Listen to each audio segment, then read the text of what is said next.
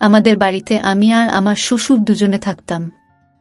আর আমাদের সাথে একটা চাকরানী যে আমার সাথে ঘুমাতো। যখন আমি সকালে উঠতাম আমার পেটে কালো কালি লেগে থাকত। আমি অবাক হয়ে যেতাম যে এটা কি করে হলো। একদিন আমি আমার কাজের মেয়েটিকে ঘুমের ওষুধ খাইয়ে আমার জায়গায় তাকে শুইয়ে দিলাম। আর আমি নিজের ঘরের মধ্যেই লুকিয়ে গেলাম।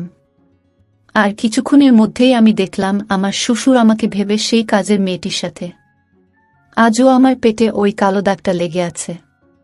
একইভাবে ৩ সপ্তাহ ধরে রোজ আমার পেটে এই দাগ নজরে আসছিল। কালো কালির ওই দাগ আমাকে ভীষণ চিন্তায় ফেলে দিয়েছিল।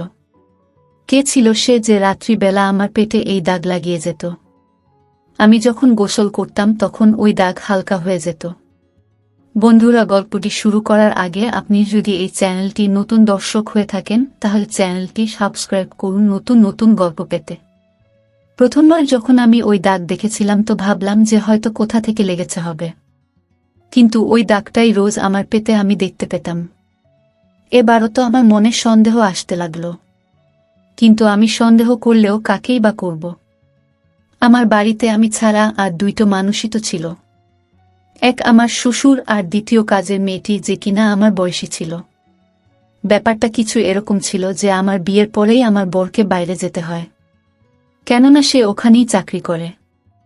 আমার শ্বশুর বাড়িতে শুধু আমি আর আমার শ্বশুর। শাশুড়ি তো প্রথমেই মৃত্যু হয়েছিল।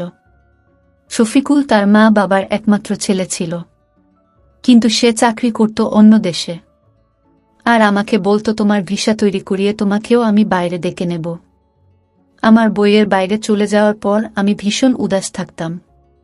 ঘরে একটা কাজের মেয়ে তো ছিল যে দিনরাত এখানে থাকত, না হলে তো আমি আর আমার শ্বশুর একাই ছিলাম। লোকেরা বিভিন্ন রকম কথা যাতে না বলেন, এজন্যই আমার বিয়ের কিছুদিন আগে থেকেই একটা কাজের মেয়েকে দিন রাতে থাকার জন্য রেখে নেওয়া হয়েছিল, যে সব কাজ করত আর রাত্রে আমার সাথে ঘুমাত। সে নিজেও যুক্তি ছিল। প্রথমে তো আমার শ্বশুরের বেশিরভাগ সময় ঘরের মধ্যেই কাটত অথবা আরাম ঘরে টিভি দেখে কাটত। কিন্তু আরাম ঘরে বসে তখনই আসত যখন তার সকালের খাবার খাওয়ার সময় হতো অথবা কোনো দরকার হতো। আমার শ্বশুর ভীষণ অন্যরকমের মানুষ ছিল। খাবার খাওয়ার আগে হাত দুটোকে ১০-১২ মিনিট ধরে সেদ্ধ হয়ে যেত।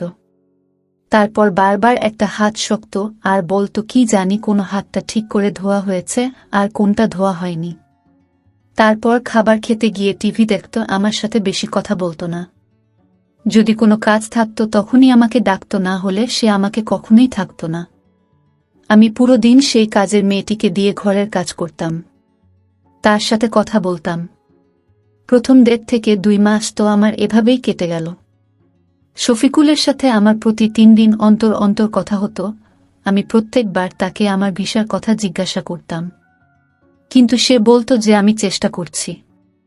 যখনই আমি কাজের মেয়েটিকে আমার শ্বশুরের ঘরে পরিষ্কার করার জন্য বলতাম সে করত না। সে বলতো দিদি তুমি বরং আমার সাথে চলো, মালিককে দেখে আমার খুব ভয় লাগে। ঘর ঝাড়ু দিতে বলে বলে যে তুমি ঠিক করে ঘর পরিষ্কার করো না। আমি কাজের মেয়েটির কথায় হাসতে লাগলাম। কাজের মেয়েটি বলতে লাগলো না না দিদি, আমার তো তাকে একটু অন্য নজরে বলেই মনে হয়। তার নজর খুব একটা ভালো না। তুমি কি জানো কাল আমাকে সে কি বলল? এত গরম আমার ঘরে, আমি স্নান করতে যাচ্ছি, তুমি চাইলে নিজের ওড়না সরিয়ে কাজ করতে পারো। তা এই কথাটা আমার অদ্ভুত লাগলো। তাকে তো আমি এই কথাটা বলেই এড়িয়ে গেলাম যে তোমাকে মেয়ে ভেবে হয়তো এই কথা বলে দিয়েছে। তখন কাজের মেয়েটি বলতে লাগলো, বাড়িতে বিভিন্ন রকম লোকের সাথে কাজ করেছি, সবার নজর আমরা খুব ভালো করে জানি দিদি। তারপর সে রান্নাঘরে চলে গেল। আমি ওই কথাটা ভুলে গিয়েছিলাম, কিন্তু এবার আমার সাথে খুব অদ্ভুত অদ্ভুত ঘটনা ঘটতে লাগলো। আসলে সে কে ছিল যে আমার পেটে কালো রঙের এভাবে দাগ লাগাতো, আর আমিও বুঝতে পারতাম না। রাতে আমি দেরি করে জেগে থাকতাম। আমার কাজ করার মেয়েটি আমার ঘরের মেঝেতে বিছানা পেতে ঘুমোতো। রাত ২টা পর্যন্ত আমি জেগে থাকতাম, কিন্তু তারপর আমার ঘুম ভেঙে যেত। পুরো দিন ঘরের কাজে লেগে থেকে আমি পুরো রাত জেগে থাকতে পারতাম না। একবার যখন আমি আমার শ্বশুরের ঘরে তাকে চাইতে গেলাম তো আমার তো হুঁশ উড়ে গেল। দেখলাম যে সে কালো রঙের কালি আঙুলে লাগিয়ে পরিষ্কার কাগজে লম্বা চওড়া করে দাগ কাটছিল। তাতে বিকেলের চা দেওয়ার জন্য আমি গিয়েছিলাম, কিন্তু সেখানে আমি যা কিছু দেখলাম আমার তো হুঁশ উড়ে যাবার জন্য যথেষ্ট ছিল।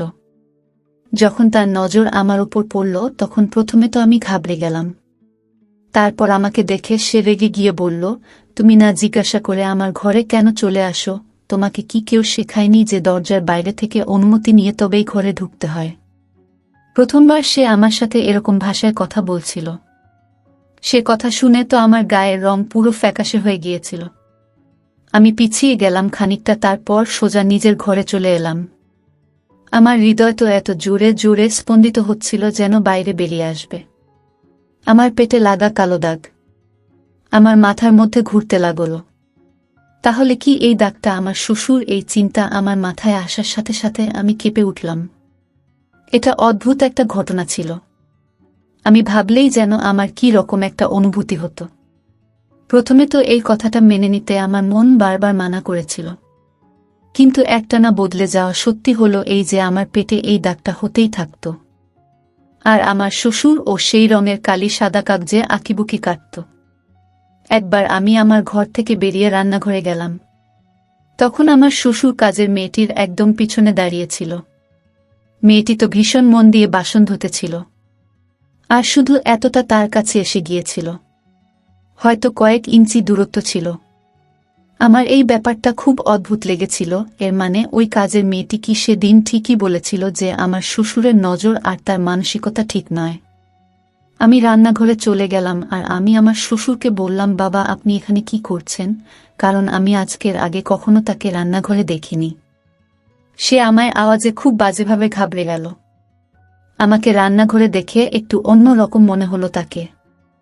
আমার আওয়াজ শুনে কাজের মেয়েটা আমার দিকে ঘুরল। বোধহয় আমার শ্বশুরের আসার ব্যাপারটা সে খেয়াল করেনি। বাবা অদ্ভুত নজর আমাদের দুজনের দিকে তাকিয়ে রইল। আমি কাজের মেয়েটির চোখের দিকে তাকালাম আর শ্বশুরকে রান্নাঘরে আসার কারণ জিজ্ঞাসা করতে লাগলাম। তখন সে বলতে লাগল, আমি এই কাজের মেয়েটাকে তাড়িয়ে দেব। এছাড়াও দেওয়ার পর হাত না ধুয়ে বাসন ধুতে চলে গিয়েছিল। ওর হাত নোংরা। আমার শ্বশুর ভীষণ চিন্তায় ছিল আর বিরক্ত হচ্ছিল। মেয়েটিও ভীষণ বিরক্ত হয়ে গেল আর বলতে লাগল, মালিক কেন মিথ্যা কথা বলছেন? আমি প্রথমেই হাত ধুয়েছি আর তারপরে সে রান্নাঘরের বাসন হাত দিয়েছি। তখন আমার শ্বশুর তো কাজের মেয়েটির সাথে তর্ক করতে লাগল আর বলতে লাগল, আমার ছেলেটা কি শুধু শুধু নষ্ট করার জন্য তোমাকে মাইনেও দেব আর তুমি ঝাড়ু হাতে বাসন ধরবে? এটা তো আমি আজকে তোমাকে দেখে নিলাম, না হলে কি জানি তুমি কবে থেকে নোংরা বসনে আমাকে খাবার দাও। আমি আমার শ্বশুরকে অনেক করে বললাম, আপনি এখান থেকে যান, আমি নিজেই কাজের মেয়েটির সাথে কথা বলে নিচ্ছি। কিন্তু সে আমার উপরেও রেগে গেল এবং বলতে লাগল, তুমি নিজে নরম বললেও এরকম করতে পারে, না হলে আমি এই মেয়েটাকে দুদিনে সোজা করে দেব। আমার ছেলে বাইরের দেশে গিয়ে না জানি কিভাবে নিজেকে জ্বালিয়ে ঘরে টাকা পাঠায়, আর এই মেয়েটা আমাকে বাজে নোংরা বাসনে খেতে দেয়। আজ থেকে তুমি আমার বাসন ধোবে। আমি এই মেয়েটার হাতে বাসন দেখলে ওকে ঘর থেকে ধাক্কা মেরে বের করে দেব। কাজের মেয়েটি কাঁদতে লাগল আর বলতে লাগল, আমি এখানে কাজ করব না। যদি পয়সা নিয়ে থাকি নিজের মেহনতের জন্যই নেই। আমি নিজের মান সম্মান বেচে নিজে এই মালিক আমাকে এত কথা শোনাবে। সেও রাগের মাথায় চাকরি ছেড়ে দেওয়ার জন্য তৈরি হচ্ছিল। আমি তাকে গলা জড়িয়ে ধরে চুপ করালাম। আমার শ্বশুরের সাথে একা থাকতে আমি কিছুতেই চাইছিলাম না। আমার মনের এটুকুই জোর ছিল যে অন্তত একটা মেয়ে তো আমার সাথে রয়েছে। এদিকে আর একটা সমস্যা থেকে বের হতে পারছিলাম না যে আমার পেটে কালো কালির দাগ আসত কোথা থেকে, আর একটা কাজের মেয়ের সাথে থাকার পরেও কি করে আমার শ্বশুর আমার ঘরে আসতে পারত। আমি কাজের মেয়েটাকে বললাম যে তুমি বাসনে হাত দিও না, আমি নিজে ধুয়ে নেব, কিন্তু তুমি কাজ ছেড়ে যেও না। আমি অনেক কষ্ট করে মেয়েটিকে রাজি করালাম আর রান্নাঘরের বাইরে চলে এলাম। তখনই আমি ফোনে আমার শ্বশুরকে আমার বরের সাথে তর্ক করতে দেখলাম, সে যাতে সেই কাজের মেয়েটিকে ঘর থেকে বের করে দেয়। কিন্তু আমিও ঠিক করে নিয়েছিলাম, শফিকুলকে আমি পরিষ্কারভাবে বলে দেব যে কাজের মেয়েটিকে আমি কখনোই কাজ থেকে ছাড়ব না। এখন তো আমি একদমই একা থাকার পক্ষে ছিলাম না। আমি শফিকুলকেও বলে দিলাম যে যদি ঘর থেকে কাজের মেয়েটি যায় তো আমিও বাবার বাড়ি চলে যাব। তোমার বাবার বাসন নিয়ে সমস্যা, সেটা আমি নিজে ধুয়ে দেব। আমার বর নিজের বাবাকে না জানে কি বোঝালো, কেননা সে এখন আর তর্ক করে না। আমি নিজেই বাসন ধুতে লাগলাম। আমি শ্বশুরের সামনে নিজেই খাবার রেখে দিতাম। এরপর আমি যখন কিছুক্ষণ আরাম করার জন্য ঘরে যেতে লাগলাম, তখন সে আমাকে বলতে লাগল, আজকের পর যেন আমার ঘরেই কাজের মেয়েটিকে আমি না দেখতে পাই। আজকের পর আমার ঘরে পরিষ্কারের কাজ তুমি নিজেই করবে। এটা শুনে আমি মাথা নাড়িয়ে হ্যাঁ বলে দিলাম। আর ভাবলাম শ্বশুর এখন রাগ করে আছে, কয়েকদিন কাজ করে দিই, তারপর সব নিজে নিজেই ঠিক হয়ে যাবে। কিন্তু আমি কি করে বুঝব যে তার নিজের ঘরে আমাকে ডাকার কি কারণ থাকতে পারে?